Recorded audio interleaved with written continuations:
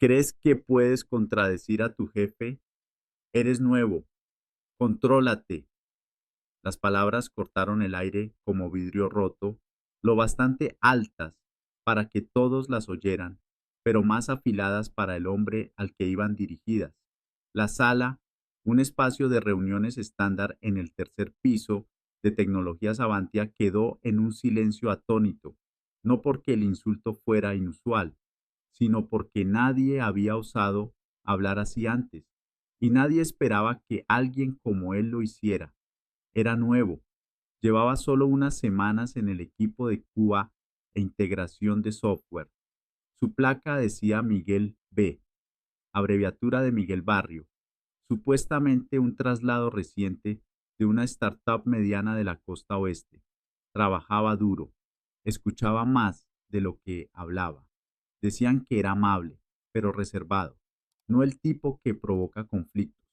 Hasta hoy, Elena, la ingeniera de QA, acababa de ser humillada públicamente por Carlos Martín, su jefe directo, acusada de pasar por alto un error que retrasó un lanzamiento clave.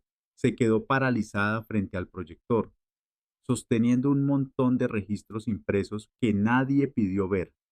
Carlos desechó sus explicaciones a media frase, la llamó descuidada, torpe, y luego hizo un comentario lo bastante alto para que todos lo oyeran sobre algunos no están hechos para esta presión. Fue entonces cuando Miguel se levantó, no alzó la voz, no insultó, solo dijo: revisé esos registros anoche.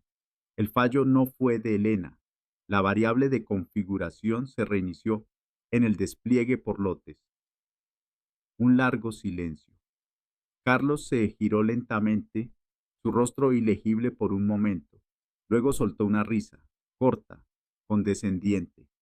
¿Crees que estás cualificado para hablar aquí? Me da igual lo que creas haber visto.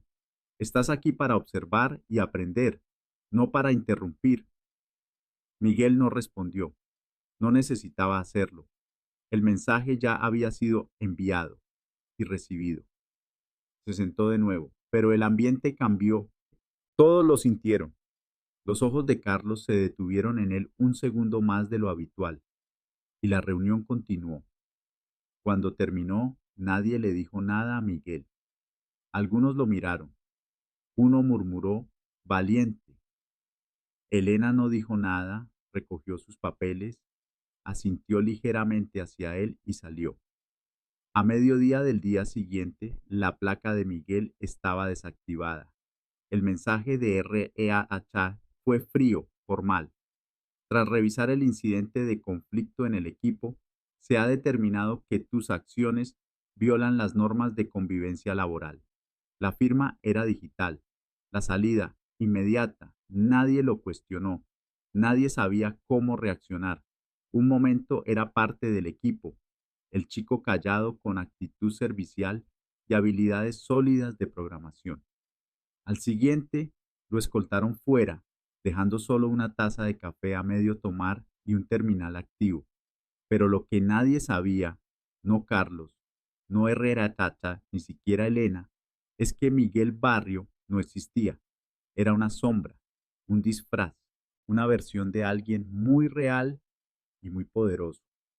Miguel era Javier Blanco, el fundador y CEO de Tecnologías Avantia, una de las empresas de sistemas B2B de más rápido crecimiento en España.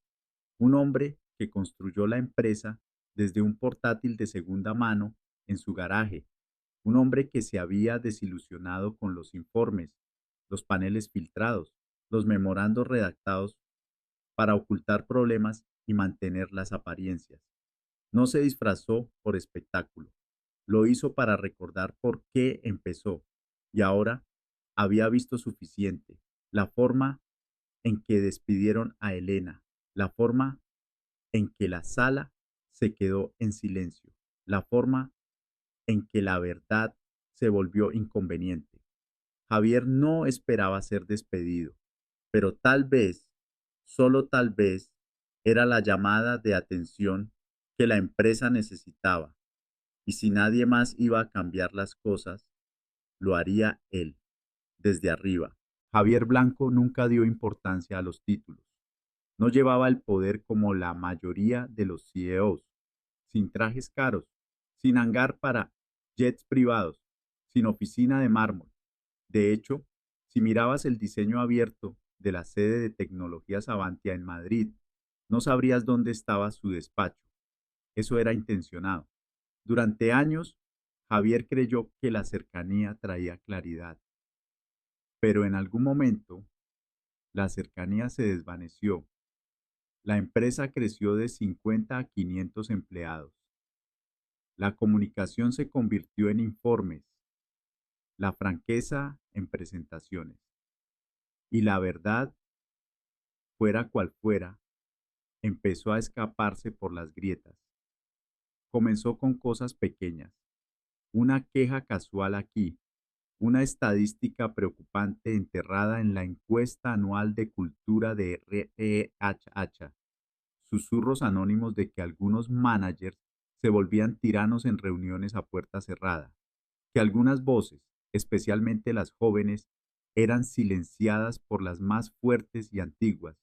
Javier leyó esos informes, firmó las iniciativas, pero nada le parecía real.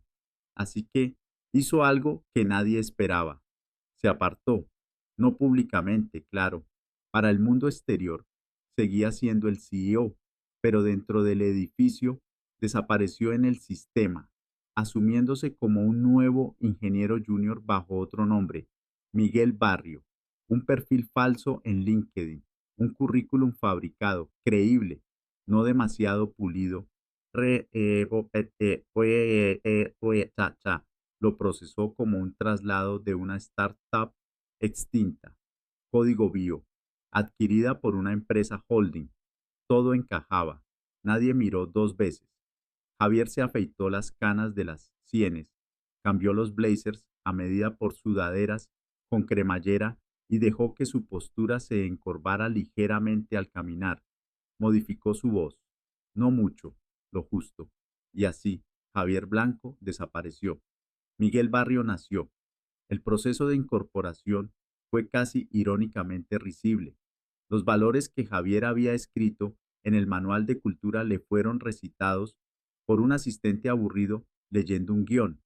Las palabras sonaban vacías, las sonrisas ensayadas. Pero él siguió el juego. A Miguel lo asignaron al equipo de integración de QA, una unidad pequeña y sobrecargada en un ala antigua que nadie se molestó en actualizar en una década. Era fría en invierno. La iluminación parpadeaba en una esquina, pero la gente era real. Estaban cansados, eran brillantes, sostenían la empresa línea por línea de código y estaban siendo ignorados. En la primera semana, Miguel notó cosas que nunca aparecían en los informes. Desarrolladores saltándose el almuerzo por plazos imposibles. Un manager que alababa el feedback agresivo pero lo usaba para humillar. Una cultura donde el silencio era supervivencia. Y luego estaba Elena. No era ruidosa, tampoco débil. Solo era constantemente atacada por cosas que no eran su culpa, por errores que no escribió, por retrasos que intentó evitar.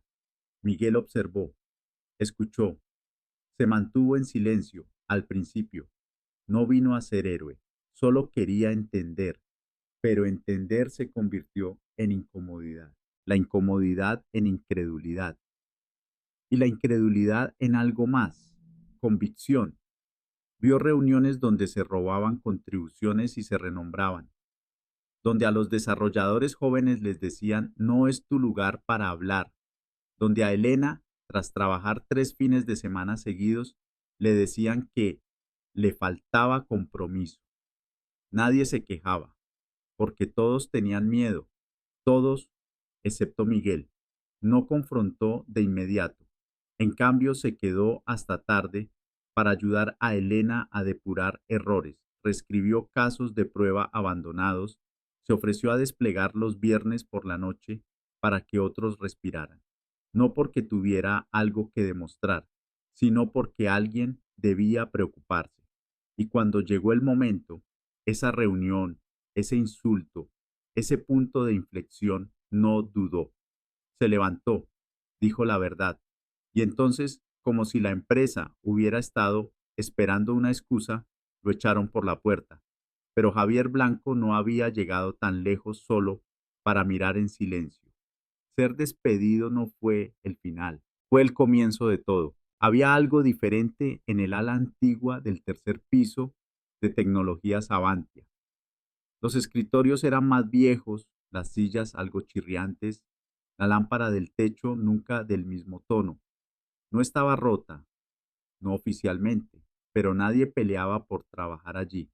Ahí estaba el equipo de integración, 10 personas, 3 de ellas contratadas, todos bajo Carlos Martín, un manager de nivel medio, con zapatos pulidos y la costumbre de hablar por encima de los demás. Carlos llevaba 7 años en la empresa, lo suficiente para construir su pequeño reino, lo bastante pequeño para evitar la atención de los ejecutivos, lo bastante poderoso para gobernar sin control. Y dentro de ese reino, Elena Torres era la excepción. No era la más joven ni la menos experimentada. Solo tenía la audacia de preocuparse por el proceso, por la integridad, por hacer las cosas bien, no solo rápido. Hacía demasiadas preguntas. Insistía cuando la documentación no coincidía con el código. Ofrecía ideas que mejoraban la eficiencia pero amenazaban los métodos antiguos de Carlos. Y a Carlos no le gustaba eso. No gritaba. Eso habría sido demasiado obvio. Solo la excluía, cuestionaba sus datos en reuniones, le asignaba tareas que nadie quería y luego la culpaba por los retrasos. Cuando se quedaba hasta tarde, nadie lo notaba. Cuando lograba avances, el crédito se desviaba a otro lado. Era una muerte por 1000 cortes. Miguel lo vio desarrollarse, día tras día. Al principio intentó creer que era un malentendido, que quizás Carlos no se daba cuenta de lo que hacía, pero el patrón era demasiado deliberado, las reuniones demasiado ensayadas, los comentarios mordaces demasiado bien cronometrados. Un viernes por la noche, mucho después de que la oficina se vaciara, Miguel pasó por la sala de reuniones y vio a Elena aún en su escritorio, encorvada sobre un montón de resultados de pruebas de regresión. No dijo nada, solo acercó una silla, abrió su portátil y trabajó a su lado. Se convirtió en una rutina silenciosa, 2 personas haciendo el trabajo de 6, no por reconocimiento, solo por supervivencia. Y aun en ese rincón de luz parpadeante había dignidad. Compartían tortilla española, bromeaban sobre código antiguo, se unían por pipelines de Jenkins rotos y controles de versiones desfasados. Pero bajo todo eso, Miguel sentía algo más pesado, frustración, no con Elena, no con el equipo, consigo mismo, porque había permitido que llegara tan lejos. Esta empresa, su empresa, debía ser mejor, la había construido para ser mejor, pero en algún punto, en la carrera por escalar y satisfacer a los accionistas, perdieron de vista a las personas en el proceso, a personas como Elena. Y no era solo ella. Un día vio a Lucas, un desarrollador recién salido de un bootcamp, congelarse tras ser burlado por Carlos por una pregunta de novato. Otra vez, una chica callada llamada Diana presentó una mejora brillante, solo para que le dijeran que no encajaba con el estilo de liderazgo de Carlos. Miguel empezó a documentar, no públicamente, aún no, solo notas, momentos, nombres, patrones. No sabía qué haría con todo eso, pero no podía dejarlo sin registrar, no podía fingir más. El silencio en esa ala de la oficina no era solo cansancio, era miedo, y en un lugar construido sobre la innovación, el miedo era el tipo de podredumbre más lento y mortal. El punto de ruptura llegó 2 semanas después, en una revisión de sprint. Elena señaló una inconsistencia en los registros de despliegue. Carlos la desechó. Ella insistió. Él rió. Si pasaras la mitad del tiempo haciendo el trabajo, en lugar de buscando excusas, quizás este equipo no estaría atrasado. Miguel miró alrededor. Nadie lo miró a los ojos. Las mejillas de Elena se sonrojaron, pero no cedió. Y fue entonces cuando Miguel, el callado, observador Miguel, se levantó. Lo que dijo no fue ruidoso, no fue dramático, pero fue suficiente. Suficiente para romper la ilusión de armonía, suficiente para cambiar el aire de la sala, suficiente para hacer que Carlos apretara la mandíbula y memorizara un nombre que hasta ahora no le importaba. Ese momento le costaría todo a Miguel, pero en la mente de Javier, el verdadero costo habría sido quedarse en silencio. El correo llegó justo antes del mediodía, sin asunto, sin saludo, solo una frase. Por favor, preséntese en RHH de inmediato por un asunto de conducta interna. Miguel lo leyó 2 veces, luego otra, más despacio. Sus dedos se detuvieron sobre el teclado como si una respuesta pudiera formarse por instinto, pero no llegó nada.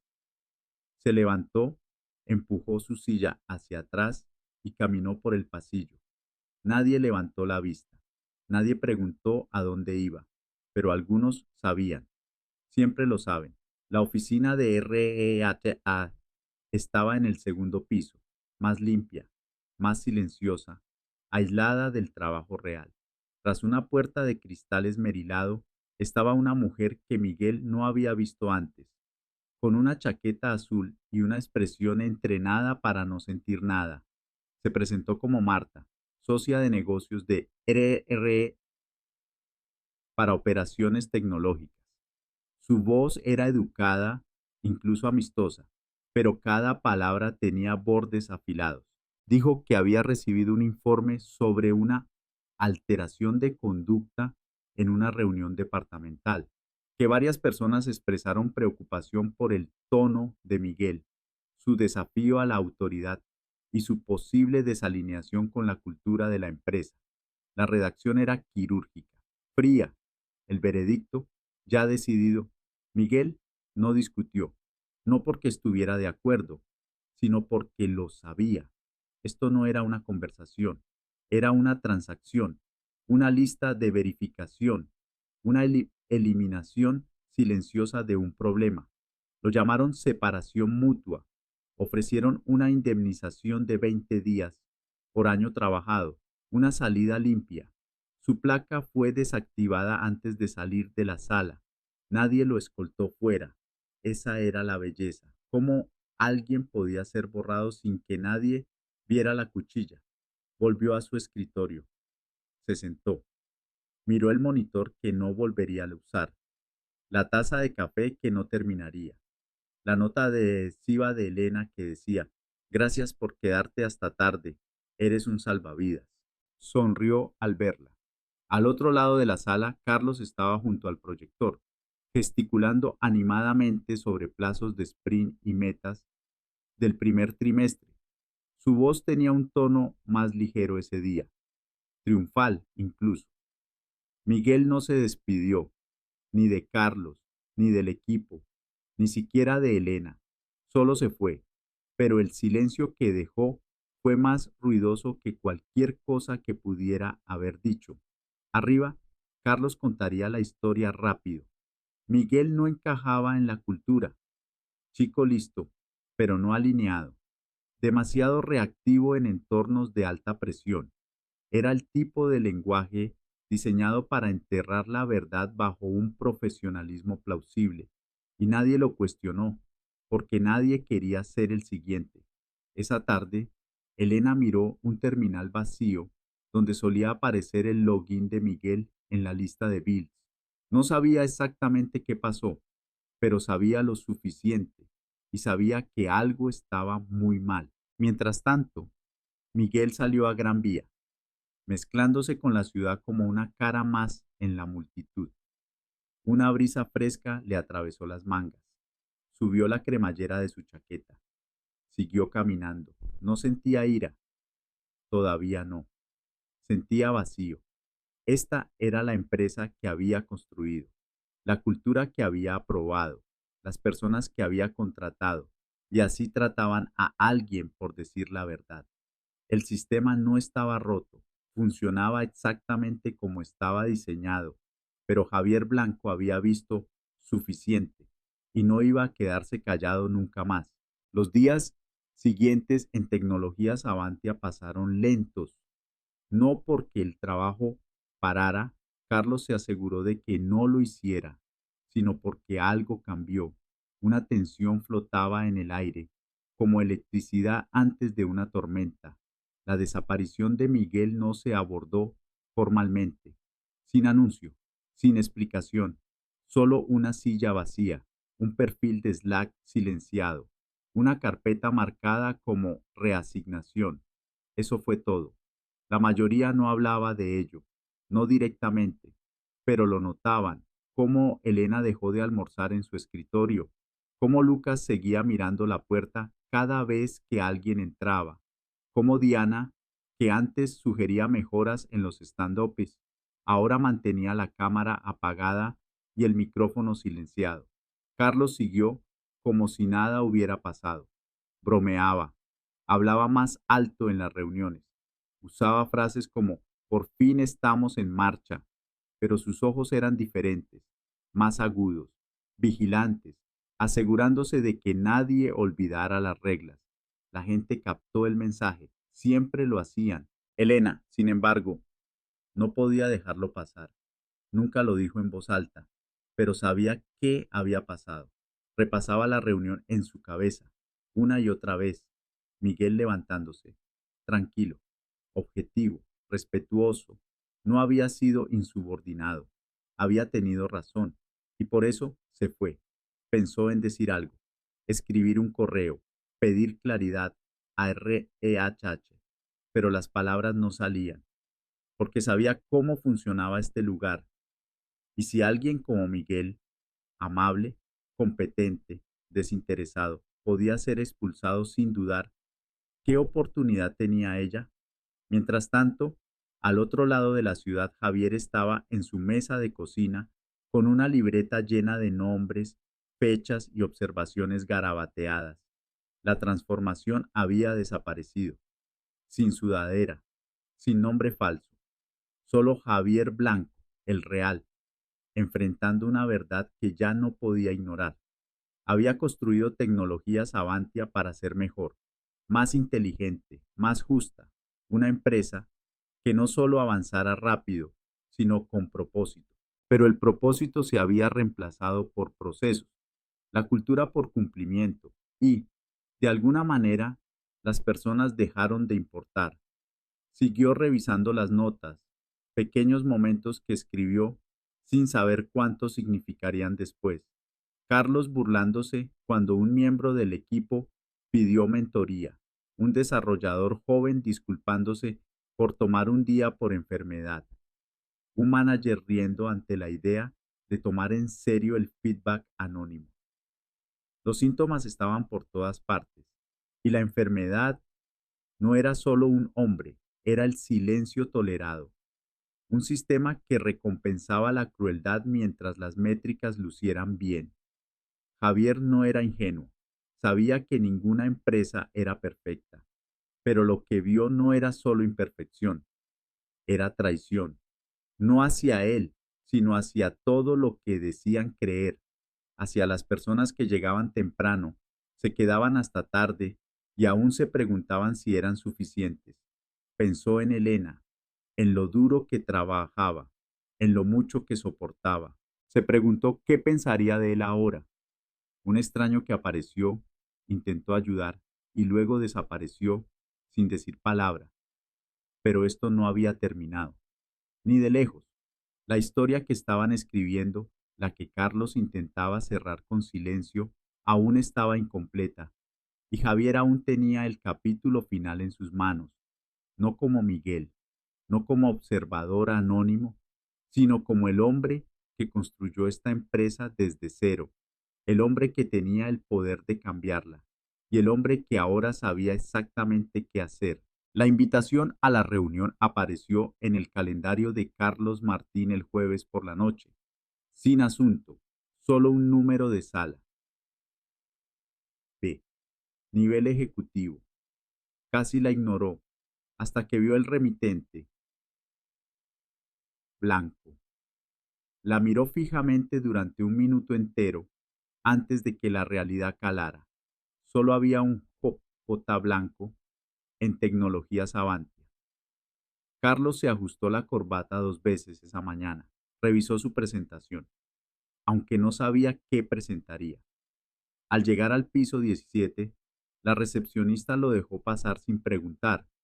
Ahí supo que esto no era una reunión, era algo más.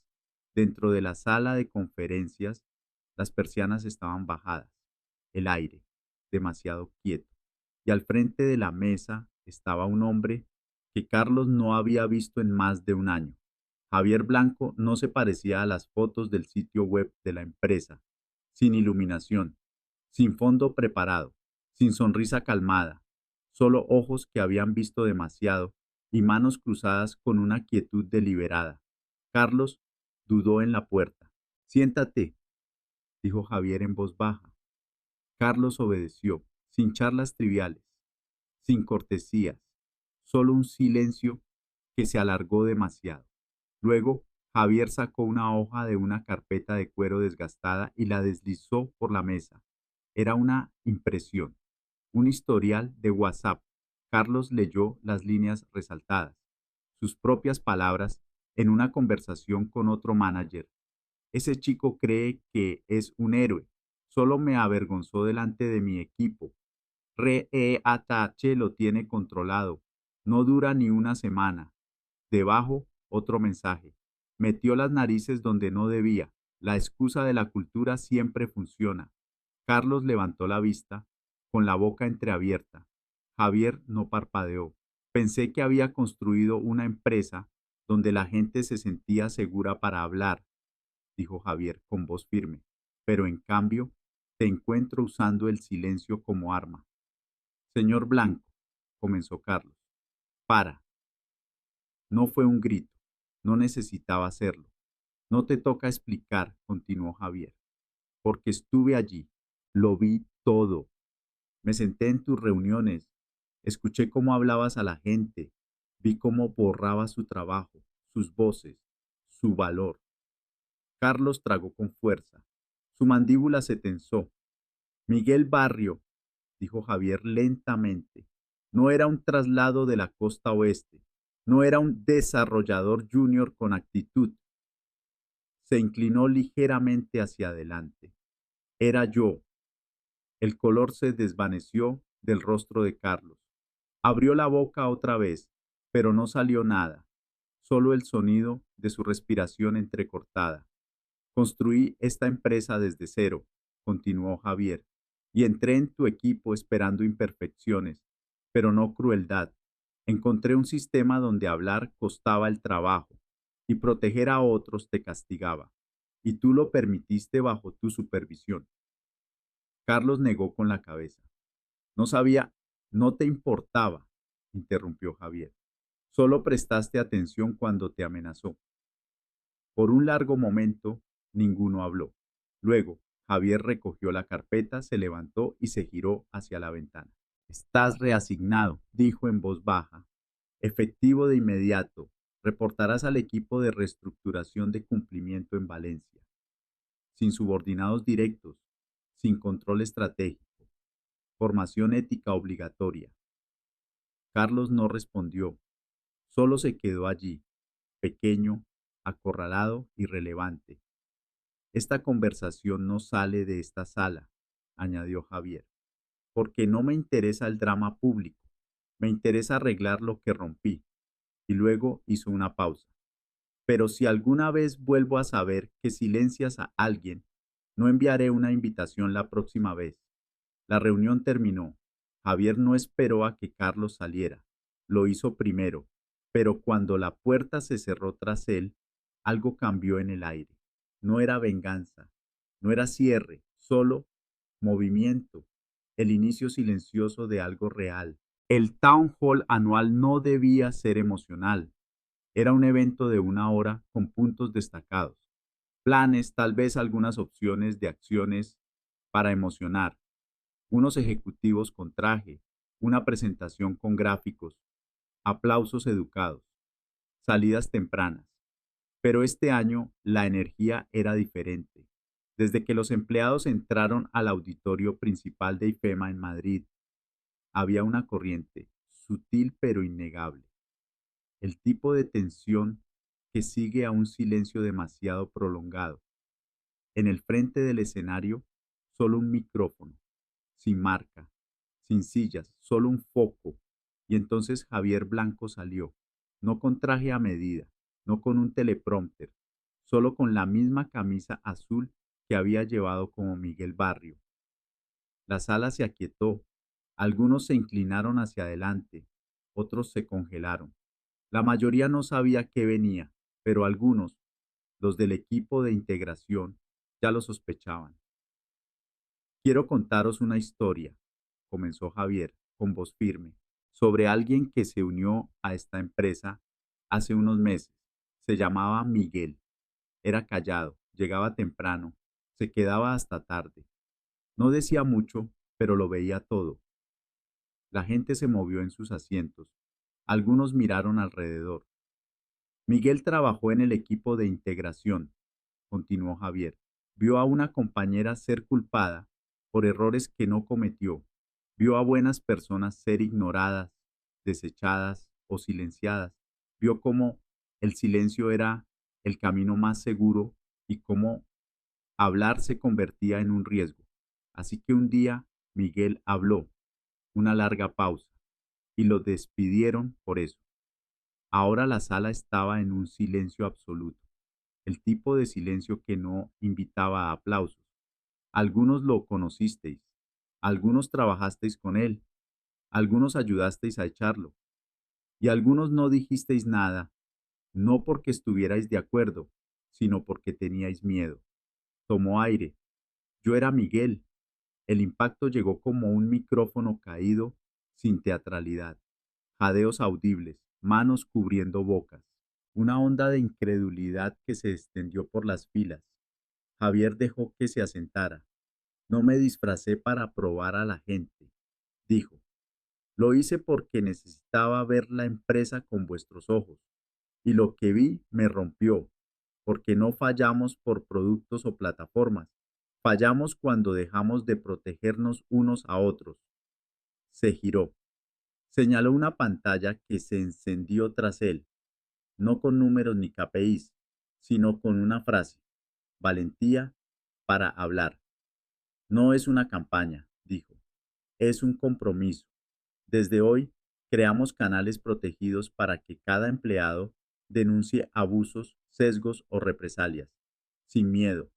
Lanzamos una red de mentoría liderada por quienes han vivido el silencio y aprendido a hablar, y cambiamos cómo evaluamos el liderazgo, no por resultados, sino por la cultura que construyen.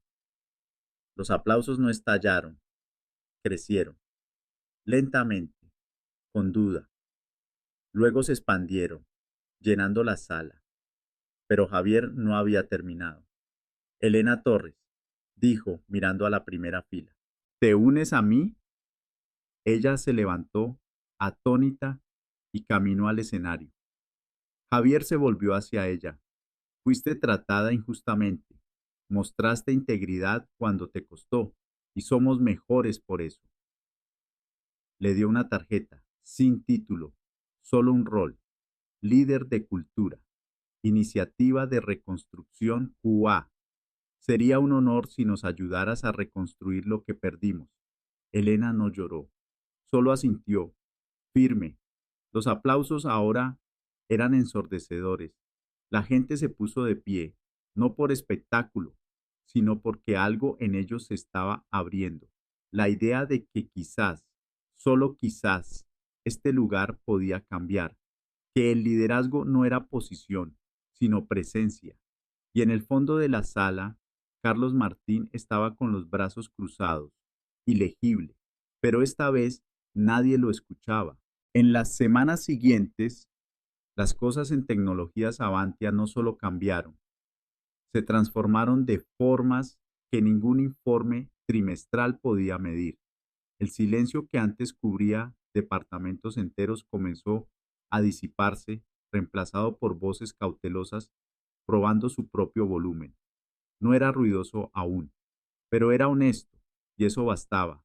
El equipo de integración, antes el rincón olvidado de la empresa, ahora estaba en el corazón de una reconstrucción cultural. Elena Torres, ya no solo ingeniera de Cuba, asumió su nuevo rol con confianza tranquila, no para vengarse, sino para asegurar que nadie más quedara solo como ella lo estuvo. Trabajó con RRAChat para desmantelar procesos rotos que permitían abusos disfrazados de autoridad. Participó en paneles de contratación, reescribió protocolos de feedback y, lo más importante, escuchó. La gente la siguió no porque tuviera poder, sino porque había pasado por el fuego y se negó a quemar a nadie a cambio. En cuanto a Carlos Martín, su nombre ya no resonaba en reuniones ni en hilos de WhatsApp. Había sido reasignado a un proyecto de cumplimiento en Valencia, sin subordinados directos, sin influencia en los pasillos. Asistía a todas las sesiones éticas obligatorias, decía lo correcto, pero en la quietud de su nuevo rol, despojado de poder, tal vez comenzó a entender algo también. Tecnologías Avantia lucía diferente, no físicamente. Las oficinas seguían siendo una mezcla de suelos de gach y alfombras gastadas, pero en espíritu. Los stand-ups ya no parecían equilibrios en cuerda floja. Los juniors hacían preguntas sin disculparse. Los líderes hacían espacio, no solo plazos. A los nuevos se les enseñaba no solo a programar, sino a preocuparse.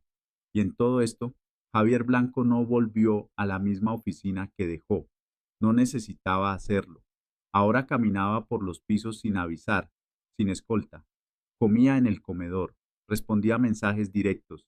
A veces solo escuchaba, porque había aprendido algo, no como Miguel, sino como él mismo.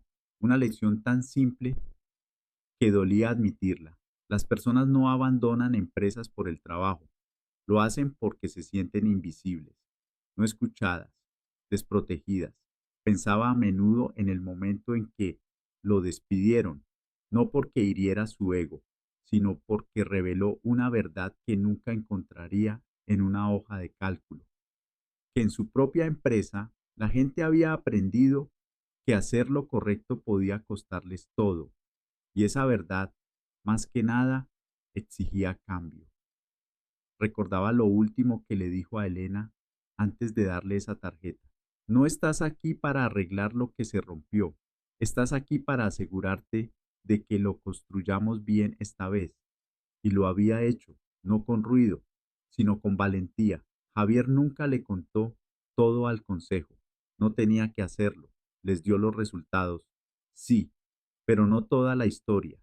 Esa pertenecía a las personas que la vivieron, que la ganaron, que la cambiaron. Una tarde, al pasar por el ala de integración, se detuvo frente a una sala de reuniones y escuchó risas, genuinas, libres, no forzadas. Sonrió y siguió caminando. Algunas victorias no necesitaban titulares. Algunas revoluciones comenzaban con un susurro, y a veces el liderazgo no era estar al frente, era asegurarse de que nadie se quedara atrás. Javier había sido despedido por hablar, pero al perder ese rol recuperó algo mucho más importante, un recordatorio, una verdad, un voto, que ninguna voz en su empresa tendría que alzarse solo para ser escuchada. Nunca más. Si esta historia te emocionó, cuéntanos cómo te hizo sentir en los comentarios. Leemos cada palabra. Suscríbete y activa la campana para no perderte la próxima historia real. Más verdades están por venir.